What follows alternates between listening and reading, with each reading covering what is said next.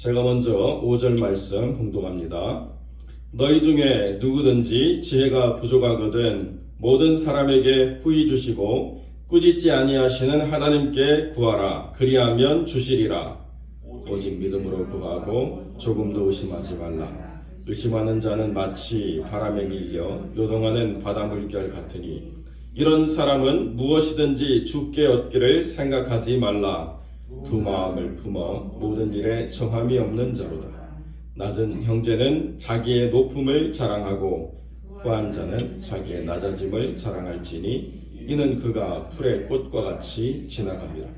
해가 돋고 뜨거운 바람이 불어 풀을 말리면 꽃이 떨어져 그 모양의 아름다움이 없어지나니 부한 자도 그 행하는 일에 이와 같이 쇠잔하리라. 시험을 참는 자는 복이 있나니 이는 시련을 견디어낸 자가 주께서 자기를 사랑하는 자들에게 약속하신 생명의 면류관을 얻을 것이기 때문이라. 아멘. 오늘 본문의 말씀을 가지고 온전한 믿음을 세우려면 이라는 제목으로 말씀을 함께 나누겠습니다. 오늘 본문의 말씀에 믿음이라고 하는 중요한 주제를 다루면서 첫 번째로 가장 먼저 등장하는 요소가 뭐냐? 믿음을 세우기 위해서 우리가 가장 먼저 하나님께 구해야 될 요소가 뭐냐라고 이야기하면 순종보다도 더 중요한 게 뭐냐? 지혜라고 성경 우리에게 가르쳐주고 있습니다. 지혜가 부족하거든 모든 사람에게 후히 주시고 꾸짖지 아니하시는 하나님께 구하라. 그리하면 주시리라. 성경으로 분명히 우리에게 약속해 주십니다. 믿음을 아무런 의심 없이 그냥 다 모든 지혜를 내려놓고 그냥 이해가 되든 이해가 되어지지 않든 그냥 무조건 모든 지혜를 접어두고 맹목적으로 믿는 것이 믿음이다라고 생각할 수 있는 경향이 우리에게 있는데요. 믿음은 신뢰의 영역이고 또 지혜를 넘어서는 영역이지만 지혜가 필요치 않은 영역이라고 생각해서는 안 된다는 것입니다. 야고보라고 하는 이 예루살렘 교회의 지도자가 그 신앙을 이끌어오면서 자기의 삶의 경험과 성령의 역사 속에서 전달하고자 하는 가장 중요한 믿음의 첫 번째 요소는 지혜라고 분명히 이야기해 주고 있습니다. 이 지혜가 뭐냐? 모든 것을 영적으로 분별할 수 있는 능력, 그것을 지혜라고 말한다는 것이죠. 어디에 대학을 가서 남들이 모르는 특별한 지식을 쌓아가지고 하는 그런 어떤 지능의 문제가 아니고 또는 타고난 IQ의 문제가 아니고 그 어떤 상황을 보면서 하나님의 관점에서 그것을 분별할 수 있는 영적인 지각의 능력, 이것이 지혜다라고 우리에게 가르쳐주고 있습니다. 그 지혜는 그 정한 것이 많지 않기 때문에 선착순으로 주는 것도 아니고 하나님께 이쁨 받는 사람만 주는 것도 아니고 모든 사람에게 후히 주시되 구하면 주시는 그러한 영역이다라고 우리에게 분명히 가르쳐주고 있습니다. 그러니까 믿음이라고 하는 것을 가져가기 위해서는 단순히 맹목적으로 따르는 것만 믿음을 성장시키는 게 아니고 그러한 믿음의 신뢰의 영역도 있지만 또 다른 영역에 제일 중요한 게 뭐냐? 그것을 분별하고 확증할 수 있는 그런 영적 지혜를 가지고 그것을 온갖 혼잡한 것 가운데서 가려내고 온갖 교묘한 속임 가운데 진리를 찾아낼 수 있는 그러한 능력으로 믿음이 세워져 간다라고 우리에게 분명히 가르쳐주고 있다는 것입니다. 그러니까 믿어지든 안 믿어지든 무조건 하나님께 매어 달리는 것만이 믿음을 성장시키는 게 아니고 하나님 안에서 그것이 근거가 무엇이고 과정이 어떻게 되고 결론이 어떻게 진행되는가에 대한 정확한 분별력이 있어야 믿음을 가지고 세워갈 수 있다고 성경이 우리에게 가르쳐준다는 거죠. 그러니까 많은 사람들이 영적인 분별력을 구하지 않고 그냥 믿어지기만을 기도하고 때로는 믿어지지 않아도 그냥 어떻게 하나님이 해주시겠지라고 하는 하나님 안에 어떤 정확한 이해가 없는 믿음을 가져가려고 하니까요. 믿음이 더 깊은 영역으로 자라가지 않는다는 거예요. 왜 그런가? 반복적인 것만 답습하고 있어요. 그냥 어디 가서 열심으로만 하는 것, 그냥 이것이 하나님의 뜻이겠거니 하고 밀어붙이는 것, 그거 위에 안 되면 안 되는 것도 하나님의 뜻이다 라고 생각하고 그저 또 눈 감고 달려가듯이 무조건 밀어붙이는 것만 믿음이어서는 안 된다는 것입니다. 어떻게 분별력이 필요한가? 여러분, 여호수아 9장에 기브온 사람들이 낡은 옷, 말라진 빵, 이런 시어 비틀어진 포도주 가지고 와가지고 우리가 먼 길을 돌아와서 당신들을 만나려고 했습니다. 그때 분별력이 없었어요. 그래서 여호수아라 할지라도 받아줬습니다. 받아주고 난 다음에 보니까 이 사람들이 가나안 사람들이었다는 거예요. 그래서 어쩔 수 없이 하나님의 명령인데도 불구하고 이 가나안 사람들과 타협하게 되는 첫 단추를 꿰어버렸다는 것입니다. 그것만 있습니까? 사사기 21장, 우리가 사사기 다 통독했는데요. 사사기 21장에 보면 자기의 어떤 그 분노의 감정에 휩싸여가지고 베냐민 사람들에게는 결코 아내로 딸을 주지 않으리라고 맹세를 했습니다. 그리고 나니까 자기들은 의로운 맹세를 했는데 결론적으로는 하나님의 만드신 이스라엘이라고 하는 나라의 한 지파가 멸절하게 됐어요. 자기들이 의롭다라고 주장하고 난 다음에 하나님의 뜻을 살펴보니까 그때서 비로소 깨닫는데 큰일 났다. 우리 한 지파가 멸절하게 되었구나. 이거 어떻게 해야 되지?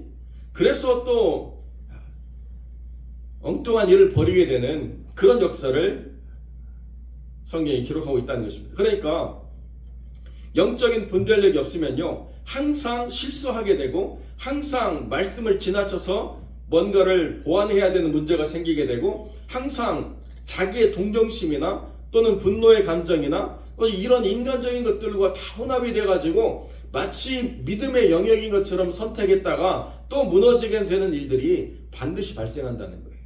그러니까 우리가 하나님 안에서 우리의 믿음을 더 키워나가려고 하면 우리에게 필요한 것이 뭔가? 하나님의 영적인 분별력인 지혜를 주십시오. 이거를 항상 구해야 돼요. 반드시 구해야 됩니다. 그러니까 모든 사람들이 어떤 감정에 휩쓸려 가지고 나아가려고 할 때 하나님 안에서 그 지혜를 가진 사람들이 그 사람들을 바르게 인도할 수 있는 자리에 있으면 그 공동체가 올바르게 갈 수 있지만 그렇지 않고 그 사람들의 소리를 묻히고 마치 믿음이 있다고 말하는 사람들의 목소리가 커서 지혜 없이 순종만을 강요하게 되면 공동체가 큰 어려움에 빠지게 될 수밖에 없다는 것이죠. 그러니까 특별히 구역을 맡으시고 또 교회의 직분을 가지신 하나님의 사람들은 하나님의 지혜를 구하는 기도를 늘 잊지 않고 기도해야 됩니다. 그래야 어떤 상황을 분별하고 그 상황의 피상적인 모습만 바라보면서 판단하지 않고 영적인 본질을 바라보고 때로는 감사하고 때로는 인내하고 때로는 기뻐하고 때로는 맞서 싸울 어떤 판단을 할 수 있게 된다는 거예요. 그렇지 않으면 우왕좌왕할 수밖에 없다는 것입니다.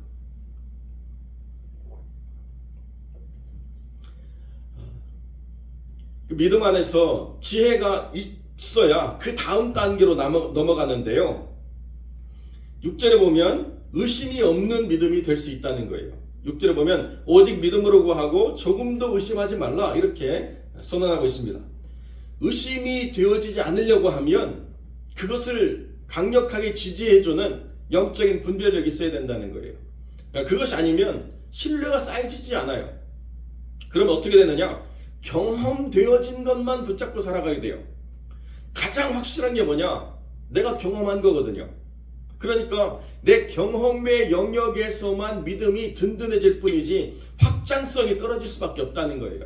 어떻게 의심하지 않고 나아갈 수 있는가? 제자리에 머물러 있으려고 하면 영적인 지혜가 필요가 없지만 하나님 안에서 성장하고 나아가려고 하면 그래서 반드시 지혜가 필요하다는 것입니다. 그러니까 지혜라고 하는 것은 단순히 그 자체로 유익이 될 뿐만 아니라 우리의 믿음이 의심이라고 하는 가장 강력한 그 믿음을 무너뜨리는 요소를 제거해 버릴 수 있는 중요한 힘이 될 수 있다라고 성경이 우리에게 가르쳐 준다는 거죠. 바람에 밀려 요동하는 바다 물결 같다. 어떤 상황이 되면 상황에 맞게만 처신하게 되고 그것을 파도를 타고 넘어설 수 있는 힘을 가질 수가 없다라고 이야기하게 된다는 것입니다. 저희가 단기 선교를 가가지고 경상남북도를 합친 만큼의 큰 호수가 있는 데서 배를 탔습니다. 그런데 여러분, 바다도 그런데 호수도 그렇더라고요. 바다도 어느 지역까지는요, 가만히 있어도 해변으로 파도가 우리를 밀어내줍니다. 그런데요, 어떤 그 거리를 딱 넘어서면 그 다음부터는 바다로 우리가 흘러나갈 뿐이지 아무리 노를 저어도 해변으로 나아가기가 어려운 딱 그 지점에 경계선이 있어요. 근데 그것을 모르고 신나가지고 여기는 호수니까 막 노를 저어서 열심히 갔습니다. 그런데요, 제가 탄 보트하고 자매들만 탄 보트가 있었는데 갑자기 자매들만 탄 보트가 점점 뒤로 밀려가는 거예요. 전도사님 살려주세요 그런데요, 제가 어떻게 살려줄 수가 없잖아요. 결국 우리가 스스로 살아야 되겠다라고 생각하는 순간 자매들도 숨겨놨던 초월적인 힘이 있더라고요. 열심히 저어가지고 딱 넘어오던데요. 저도 모르고 갔던 지체들도 아무도 몰랐어요. 호수도 파도가 칠 때 어느 경계가 넘어서면 해변으로 올라오기보다는 호수 중심으로 더 나아가게 된다는 사실을 그때 알았습니다. 그러니까 바다 물결을 타고 넘어서려고 하면 지혜가 필요하고 어느 경계까지가 안전한지 아니면 위험한지를 판단할 수 있는 능력은 하나님이 주시는 지혜로 말미암고, 그것이 있어야 믿음이 의심이라고 하는 것을 넘어서서 확신으로 나아갈 수 있다는 거예요. 이게 될까? 되어진 것만, 경험한 것만 믿고 더 큰 믿음으로 나아가기 위해서는 항상 의심이라는 것과 우리가 맞서 싸워야 되는데, 그 의심을 무너뜨릴 수 있는 힘이 어디서 오느냐? 하나님이 주시는 분별력이라는 거예요. 이게 되어질 것인가 되어지지 않을 것인가를 상황이 주는 게 아니구나. 하나님이 주시는 분명한 약속과 하나님이 이끌어 가시는 하나님의 주권을 바라볼 수 있는 눈이 열리게 되면, 우리가 사도행전 다 나눴듯이 그 유라굴로라고 하는 광풍이 불 때에 사람들이 살 소망이 다 끊어져 버린 그때에 하나님이 아무런 생명도 상함이 없이 오직 이 배만 망가질 거라고 말씀하셨다라고 하는 확신을 가지고 사람들을 이끌어 가지 않습니까? 276명이라고 하는 사람들이 그 풍랑 속에서 한 명도 상하거나 죽지 않고 다 구원받을 수 있었던 것은 그 상황을 꿰뚫어 볼 수 있는 하나님의 지혜를 바울이 받았기 때문에 그렇다는 거예요. 이것이 우리 믿음이 가장 중요한 이유라는 것입니다. 교회 생활에서도 마찬가지인데요, 어떤 것들이 늘 언제나 판단이 쉽고 결정이 쉬운 부분이 없습니다. 항상 그렇기 때문에 새로운 변화나 또 새로운 도전을 이끌어 가려고 하면 되어지는 것보다 안 되는 것들을 결정해야 될 순간들이 성장하고 도전하기 위해서는 반드시 있어요. 이게 될까? 이거 괜히 했다가 성도들이 시험 들지 않을까? 라고 하는 고민스러운 부분들이 반드시 있다는 것입니다. 그때 많은 분들이 행여 성도들이 시험 들까봐, 또 말이 나와가지고 불편한 상황이 연출될까봐 그냥 해왔던 대로 하기가 쉬운 경향이 있습니다. 근데 그것을 넘어설 수 있는 게 하나님의 지혜예요. 내가 하나님의 지혜가 있어야 나 스스로도 확신을 갖고 성도들에게도 이렇게 하나님이 이끌어 주실 것입니다라고 설득할 수 있는 힘을 얻게 된다는 거죠. 그렇지 않으면 목소리 큰 사람이 이기는 거예요. 하지마. 옛날에 내가 다 해봤는데 다 안 됐어. 옛날에 이렇게 했는데 다 시험 들고 다 이것 때문에 어려웠으니까 절대 우리 교회에서는 이걸 하면 안 돼 라고 하는 것밖에는 결정되어지는 게 없다는 것입니다.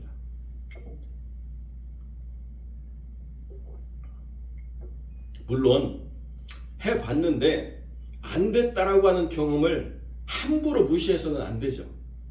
그런데 해봤기 때문에 안 되는 상황이 무엇 때문인가를 분별할 수 있는 영적 분별력을 가지고 지금도 되는지 안 되는지는 판단할 수 있어야 된다는 거예요. 그게 없이 이거는 절대로 하면 안 되는 금기다라고 하는 것은 우리에게 있어서는 받아들일 수 없는 영역이다. 이렇게 우리가 좀 생각하시고, 의심을 무너뜨리기 위해서 하나님의 지혜를 우리가 구함으로 우리가 이것을 행할 것인가라고 하는 문제에 있어서 신뢰가 가지 않는 영역이라고 있다고 한다면 그것을 넘어설 수 있는 힘으로 그 지혜가 사용되어지므로 의심을 넘어서는 믿음으로 우리가 세워진다. 그러니까 오직 믿음으로 구할 수 있는 순전함은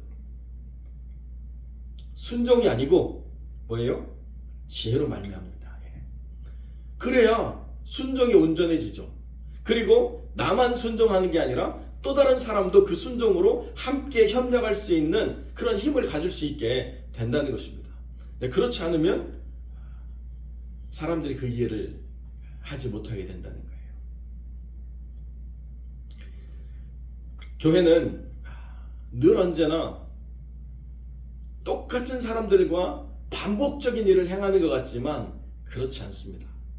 교회는 늘 언제나 동일한 사람들이 새로운 환경에서 더 큰 믿음을 확장시킬 수 있도록 훈련해 나가는 것이 교회라는 거예요. 그러니까 그 영역에 있어서 믿음의 사람들이 의심을 넘어서는 도전을 보여주고 그것을 통해서 하나님 역사를 드러내게 될 때 하나님이 이 교회를 확장시켜 나갈 수 있게 하신다는 것입니다.